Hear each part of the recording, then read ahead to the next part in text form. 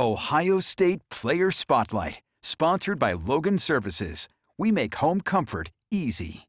Welcome into 10 TV Plus and this week's Player Spotlight. We're looking at Jermaine Mathews, one of the biggest players for this Buckeye defense and a player that really wants to take that next step up this season. Over the next 10 minutes or so, you can hear Jermaine's story. Plus, enjoy a one-on-one between he and I, and then Austin Ward joins me to give his thoughts on what makes Mathews so successful. That is this week's Player Spotlight. He's the biggest hype man on the team. Go play Big Ten schedule now. It's time to get into the meat and potatoes of the season now. But he backs it up with his play. Just to improve any way I can. I'm going to look back at the 3 games. Anything I left on the field, any weakness I showed, I'm going to try to toughen those up. A man who changed his number from 24 to 7, fitting because he never stops working in the secondary. Just how we play this year is probably bigger than ever. Just communicated and make sure we all on the same page, and then just go play after that. In his 3rd season with Ohio State, Jermaine's main focus is being a leader. It just feels good just to work your way up the program. Feel me? I think just these last couple games just been getting me back in my groove and getting the team back in our groove. So I think going forward it's going to be a fun journey. An Ohio kid that always wanted to shine in the shoe, now pivotal for the top defense in the country. I think from being from the state of Ohio and then coming here and playing in this beautiful stadium here every Saturday, it's a dream come true. And I just want to take every opportunity I get to play here and just hold on to it as long as I can. And it's been a dream come true, and I just want to cherish every moment. And one thing is for sure, Mathews loves his role in Matt Patricia's defense. Great, I love Coach P. He's so much of a player's coach. Like he wants to know what we're thinking. He wants to know what we're seeing out there. He wants to hear feedback. Still, with many points to prove this season, number 7 isn't shy to say this Buckeye team is solely focused on running it back. And it's only the start. It's only the start for us right here. Ohio, it's time for football. And now, Buckeyes fans have the chance to become the comfiest fans in the shoe. Sponsored by Logan Services. One lucky winner and a guest will be chosen for each home game. All you have to do is visit Logan Services website to enter. Logan Services cares about your comfort, and they want to see you in these seats. Logan Services, proud sponsor of Ohio State Athletics. The defense lockdown, I know there was the one play you guys would like back, but what did you think of the game? I think we played our game. I think we held him in check. I think we held the quarterback in check. He was a good player coming into the game, so that's probably one of our points of emphasis was stopping the quarterback. I think we held him in check for a good – I think we played a good full game. A couple plays we definitely went back, but I think as a whole, I think we played a great game. As a secondary, you guys are considered one of the best in the country. You prove it every day. What is that communication like for you guys? It's big. Communication is big every play for us. I think – Just how we play this year is probably bigger than ever. Just communicated and make sure we all on the same page, and then just go play after that. For you personally, what's it like to be a leader? You talked about it all offseason. Now you got 3 games. I can see you out there, helping guys out, working with them on every play. It just feels good just to work your way up the program. Feel me? I think just these last couple games just been getting me back in my groove and getting the team back in our groove. So I think going forward it's going to be a fun journey. You guys have a bye week. How do you personally use that bye week after coming off these 3 straight wins? Just to improve any way I can. I'm going to look back at the 3 games. Anything I left on the field, any weakness I showed, I'm going to try to toughen those up, get my body back feeling better, and just get ready for Washington. When you think about the Big Ten slate is here, do you get excited by that? You're headed on the road for the first time here in a couple of weeks. You seem to enjoy the enemy territory a little bit. Yeah, I'm very excited. Just go play Big Ten schedule now. It's time to get into the meat and potatoes of the season now. So just can't wait to get started, and just can't wait really. And then for you, being from Winton Woods, I know this isn't Columbus, but to be so close and have so many rooting you on in Cincinnati, how special is that? Very special. I think from being from the state of Ohio and then coming here and playing in this beautiful stadium here every Saturday, it's a dream come true. And I just want to take every opportunity I get to play here and just hold on to it as long as I can.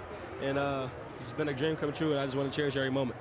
And last thing, what's it been like working on Matt Patricia and the aggressive defense there? He's great. I love Coach P. He's so much of a player's coach. Like he wants to know what we're thinking. He wants to know what we're seeing out there. He wants to hear feedback. And he's good with feedback. He's good with communicating. I love Coach P. And it's only the start. It's only the start for us right here.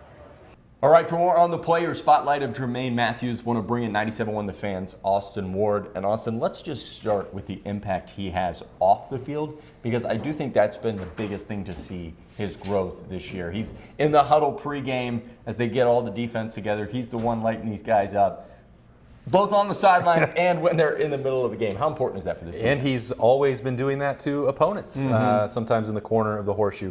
Jermaine Mathews is because of that fact, has always been one of my favorite players to watch during a pregame, watch during a practice, because he is filled with self-belief. And I love the players who aren't afraid to tell you about that. And so the last couple of years, as the playing time has steadily grown for him, he has still been, I think, one of those heart and soul motivational pieces. But that was, I think, more external. And he was going to be the one that you sent over there to talk a little trash and say that this was going to be a long day for the opponents.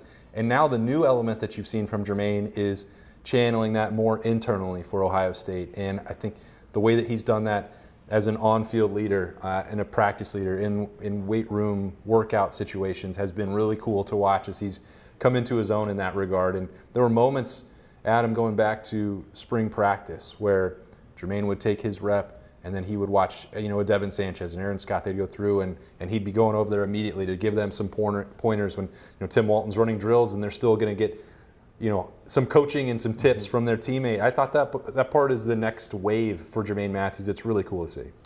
I think the crazy part for Jermaine Mathews is he came in with great expectation. Then he set the bar even higher after that freshman season.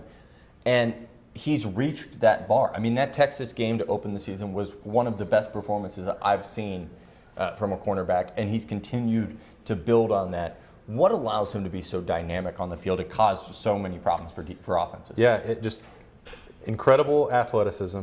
That part is the baseline. You have to have that to get to the level that he is. You have to earn an Ohio State offer in the first place. You're going to have that skill set.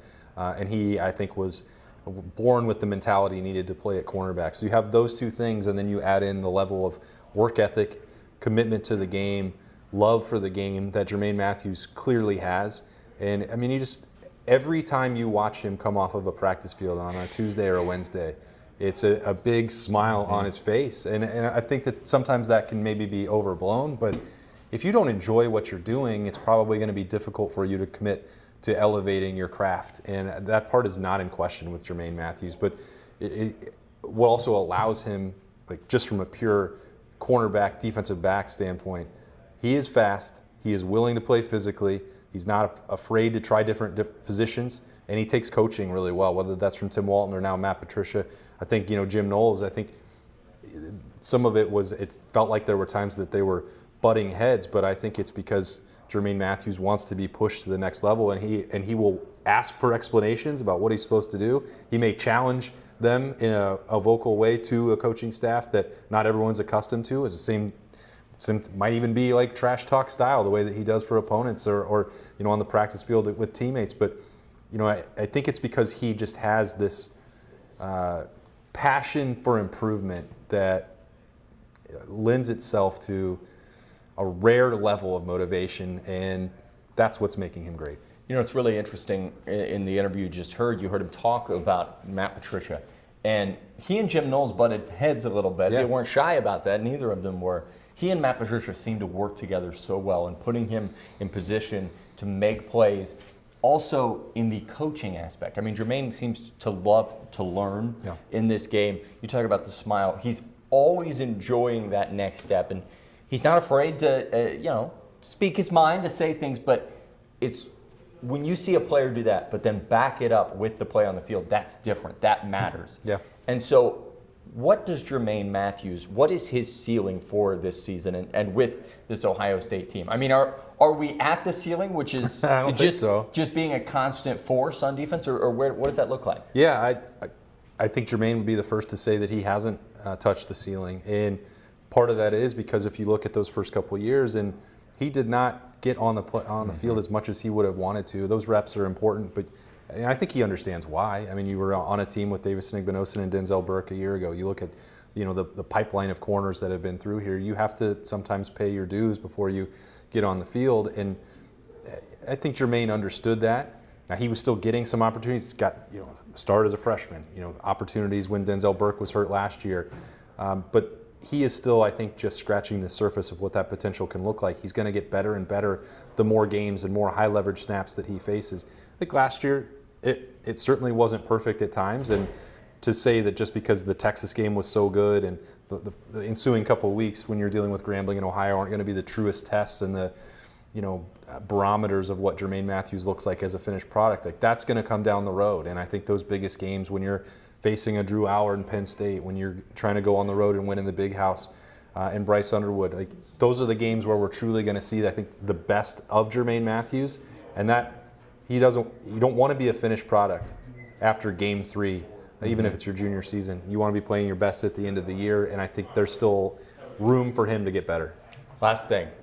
Are we sleeping on Jermaine Mathews a little bit in the NFL draft here? Not you and I, but like when people lay out their draft models, his name does not come up very much. But the NFL is going to get a remarkable talent and a remarkable guy that's growing into leadership.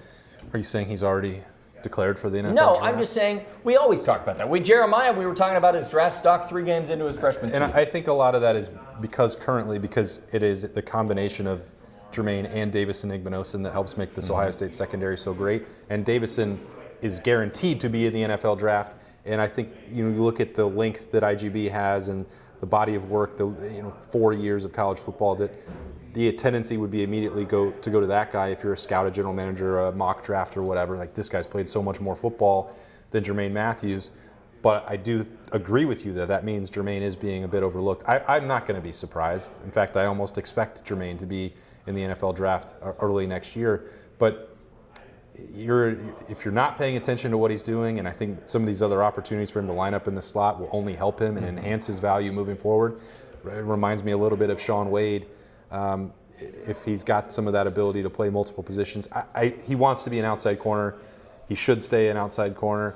But we've already seen Matt Patricia and Tim Walton and Matt Guerreri experiment a little bit with him when injuries have popped up. That positional versatility, the willingness to be coached, all of that is going to help him, and I think it's going to make him really attractive to those NFL teams when he gets to that point, whenever it comes.